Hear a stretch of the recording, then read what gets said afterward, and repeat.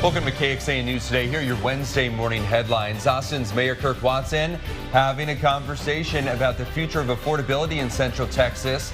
It's a summit starting at 9:30 this morning at the Austin PBS Media Center, and that event is free and open to the public. The Austin Police Chief's run is this morning. It's to showcase the future officers as they get ready to patrol the streets. Assistant Chief of Police James Mason is going to be there joining the 33 Austin Police Cadets at 7 o'clock this morning. They're running from the Austin American Statesman parking lot, and they're ending at the state capitol to race to the Peace Memorial's Officers Memorial. The cadets will be commissioned during graduation ceremonies on Friday. One-day tickets for ACL are on sale today at noon, and the three-day general admission ticket prices increase at the same time. The lineup by day is now out as well. You can find that at KXAN.com. All right, we're starting off your morning with clear skies. Here's a live look from both of our weather and traffic cameras to give you an idea of what you're dealing with. Good morning, everyone, and welcome. I'm Sally Hernandez. And I'm Tom Miller. The rest of your week looking pretty warm, looking pretty dry. It's a change. Kristen Curry is joining us with when we can expect to see some rain again. Good morning. Good morning, guys. Yes, happy Wednesday to you. Today we start to see a little bit of a dry out and a little bit of a warm up. So I'll start with the clouds and radar this morning, not seeing anything in the way of rain. And I'll tell you what, you can leave that umbrella at home. You're not going to need it today. Our rain chance less than 10%. If you do find yourself underneath a couple little sprinkles, consider yourself lucky, because the vast majority of us are only expecting sunshine. Temperatures in the 60s as we begin the day, which is pretty much where we were yesterday. A little bit cooler here and there, but we're going to make up some ground today and actually be warmer this afternoon than what you felt on Tuesday. Those low 80s around lunchtime, climbing to the upper 80s across Central Texas. Forecast high of 88 here in Austin. So we're warmer and drier today, tomorrow, and most of Friday. It's late Friday night. We have to watch for a severe risk as a cold front moves through. That cold front giving us some relatively cooler temperatures this weekend. We're not talking jacket weather, but we'll lose this warming trend that will get underway starting today. So I'll fill you in on the details. We'll stretch out that temperature trend coming up in just a few minutes.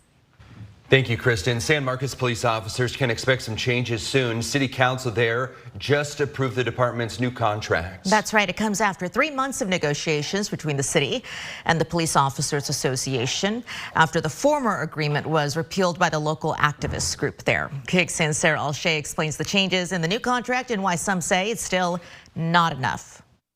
Disappointed and disheartened. That's how Sam Benavides, communications director for local activist group Mano Amiga, feels about the updated meet and confer agreement between the city of San Marcos and the San Marcos Police Association. She's part of the group that worked to repeal the existing agreement. This agreement is offering crumbs, and we are going to demand more. Changes in the new agreement include having a longer amount of time to investigate a police officer for wrongdoing and taking documentation of misconduct into account during the promotion process, something San Marcos Police Chief Stan Standridge says the Police Association supports. We also agree that this process of holding people accountable should play a greater role in promotions to all ranks we have within the police department, minus the chief level. Chief Standridge says it would be the first time in the city's history that a letter of reprimand would count in the promotion process. During public comment at Tuesday's city council meeting, some people expressed their support of the updated contract. We need to support our police officers and ensure that San Marcos is a safe place to live,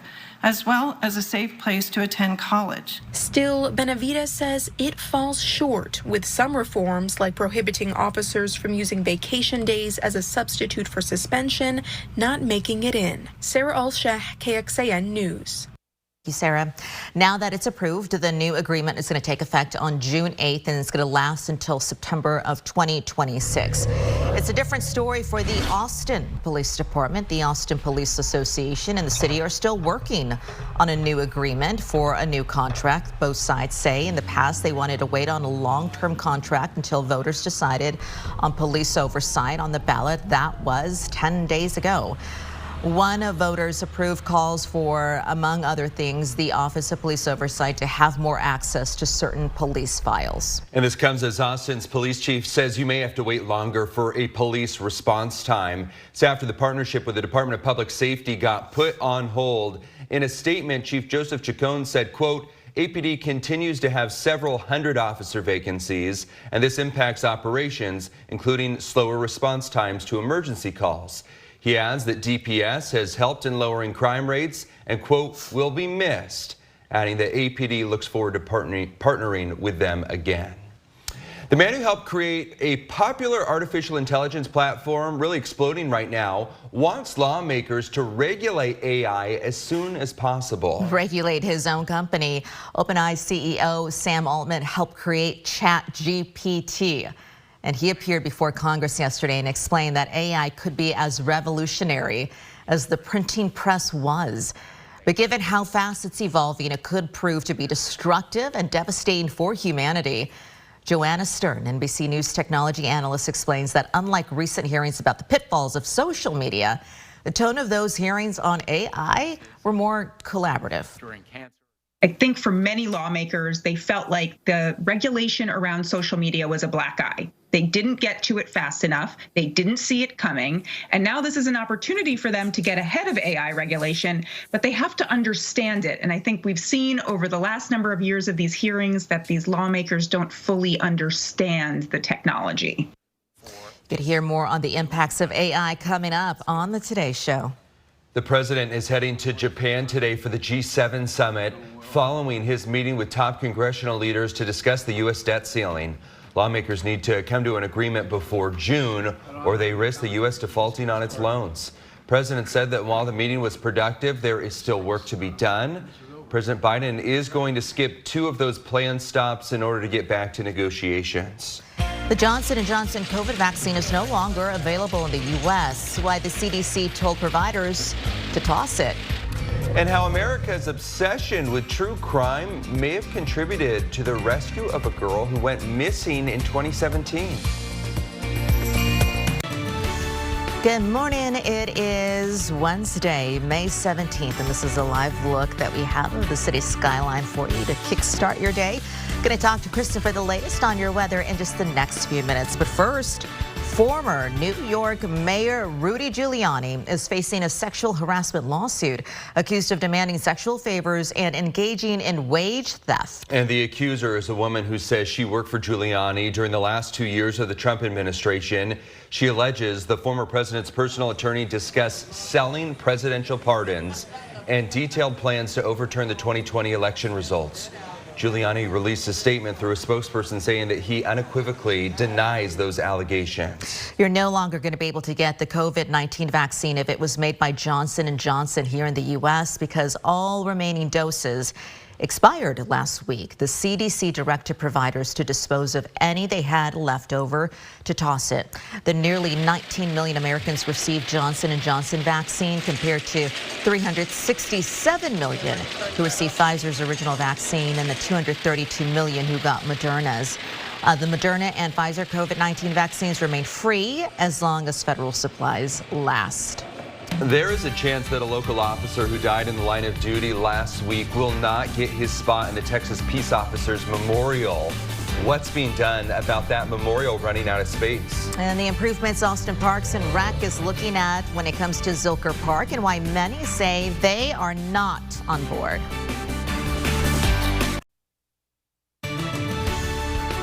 Good morning. Another live look from our camera that we have for you on top of KXAN. You can see the skyline right there. On to this Wednesday, May 17th. We're talking to Kristen for the latest on your forecast coming up in just the next few minutes. But first, the Texas Peace Officers Memorial, which honors fallen officers, get this, is running out of space for new names. State law enforcement groups tell us this means there is a chance the name of the Cameron police officer who died in the line of duty last week won't fit on the wall. KXAN's Brianna Hollis shares what the Texas Municipal Police Association is doing about it. People walk by this memorial every day. For those lucky enough, it's a reflective moment and a blur of names. Eyes darting through a somber scroll of dates. I have friends on this wall. For others, very emotional. I'll just put it to you that way. It's personal. It brings you back to that time. Graham Jones, a former officer himself, now works for the 100 Club, a group that provides support resources for families of fallen officers. It's a very special place. It's where the candlelight vigil is held every year. Very powerful. It's poignant. It's powerful. You can tell that it means obviously a lot to the family. From what I understand, that there's no more room for that to happen for the 2023 names. There's no more room for that to happen. TMPA recently learned the wall is running out of space to give future fallen officers the same tribute. That means the group says that there currently might not be space for Cameron Police Sergeant Josh Klaus, who died after a shootout while responding to a domestic violence call last week. A lot of times they'll do a tracing of the name with paper, with chalk, and they'll take that with them. For the state's law enforcement community, denying a family that opportunity isn't an option. And I think it's up to us to, fulfill this project, and I think that we can get it done. Again, this memorial is funded by private donations. The expansion will cost about $250,000. And as we go in depth on this, dozens of officers die in the line of duty each year in Texas. In 2021, more than 100 officers lost their lives. Last week, Texas Senator John Cornyn introduced the Back the Blue Act. It would increase penalties and make it a federal crime to kill or attempt to kill law enforcement officers, federal judges, or federally funded public safety officers. Killing an officer would result in a mandatory minimum sentence of 30 years or the death penalty. A big win for the Spurs. The NBA announced that the San Antonio Spurs won the 2023 NBA draft lottery. The Charlotte Hornets. And that means that the #1 pick in the 2023 NBA draft goes to the San Antonio Spurs. They are excited. That means that the Spurs have the first overall pick in the 2023 NBA draft. That's going to be held on Thursday, June 22nd. Since the draft lottery was introduced in '85, San Antonio has owned 7 total lottery picks, the fewest in the NBA. That's why they're so excited. Oh, it's huge. Yeah. And the one fan who happened to be at the draft, the Spurs fan, who's like, Let's go. Yeah, I picked the right guy. No idea how this works, but because he's excited, I'm excited. Yes. It's huge for the Spurs. I can imagine. Let me show you what's going on with your weather. We have some pretty nice conditions today, honestly. We don't have to worry about rain. We've got sunshine on the way. Temperatures will be warm enough to be outside. Clouds and radar not showing us anything too exciting yet. Why we're getting quiet? Well, high pressure is going to be moving in here, and this is going to keep the rain chances at bay for now. They'll come back later this week, but for today, you can leave the rain gear at home.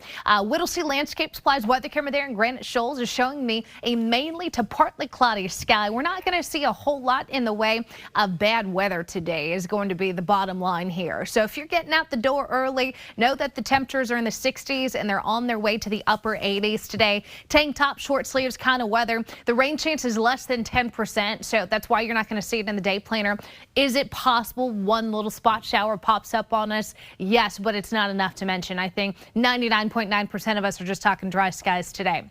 As far as what the skies will look like, I'll just let this run. This is our high resolution model showing a good amount of sunshine from Mason to Fayette County today. As far as the high temperatures go, you'll notice we're going to be in the upper 80s today.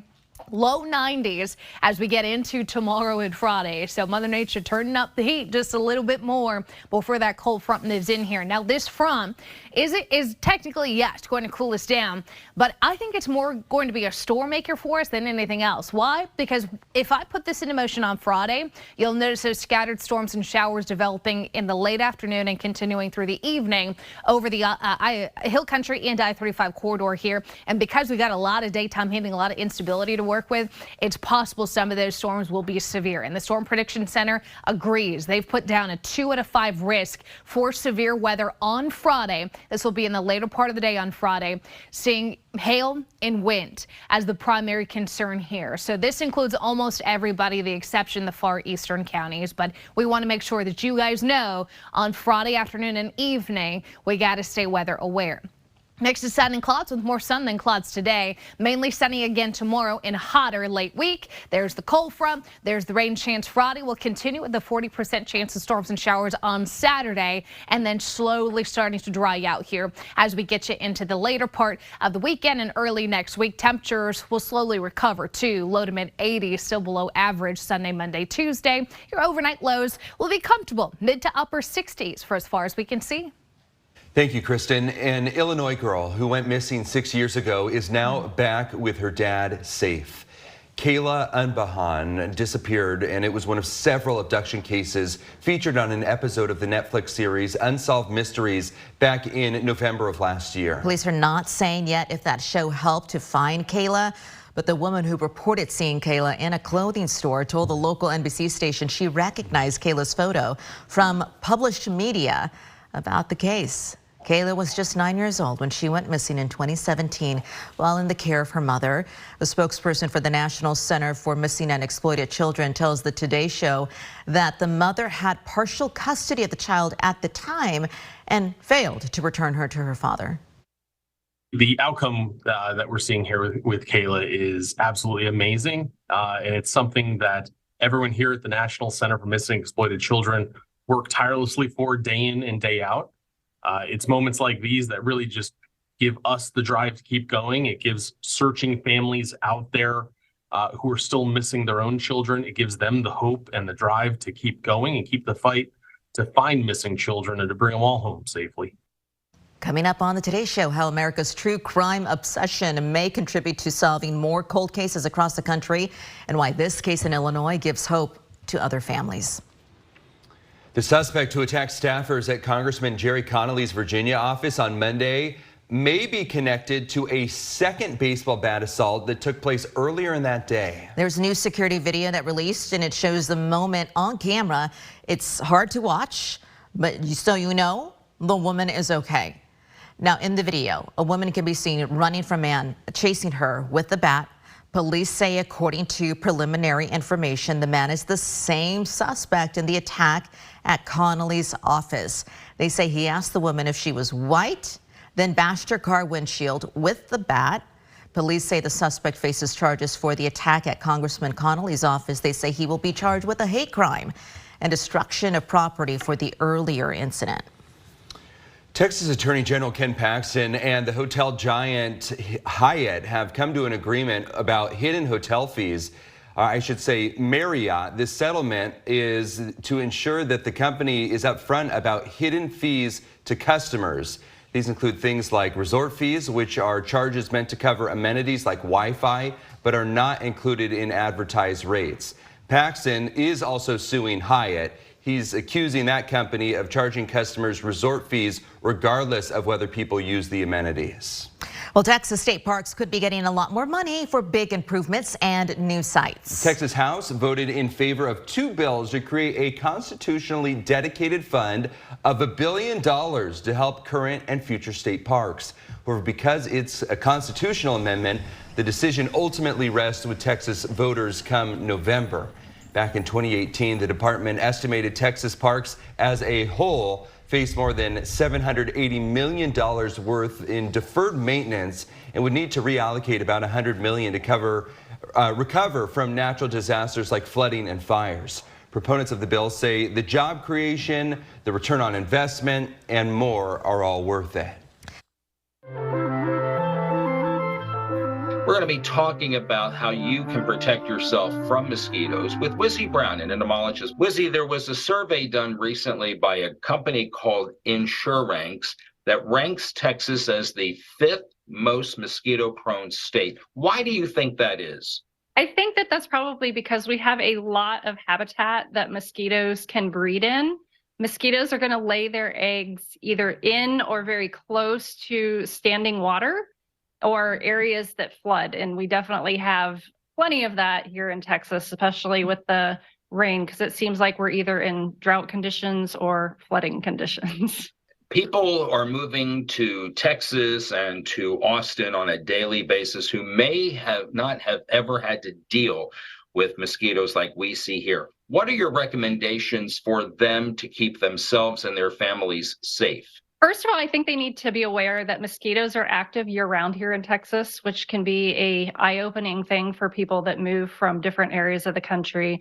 The second thing is making sure that they reduce standing water that is around their home and the landscape. And then thirdly, I would recommend that they use some sort of a repellent on their clothing and their self if they are going outside. And I would recommend that they log on to the CDC website to find out what repellents are going to work against the mosquitoes that can vector disease. And you said we have different types of mosquitoes, and some of them bring disease and worse. What are some of those? Some of the diseases that can be transmitted are things like West Nile virus. We also have chikungunya. Zika has been known to be in the area before. There's always going to be various diseases that pop up here and there that are new. All right, Wizzy Brown, thank you very much for joining us here. We do appreciate your expertise in this field. Thank you. Thanks for joining KXAN News today. You can also listen to KXAN News Nightly every weekday after 5:30 p.m. for in-depth coverage on what matters most to you.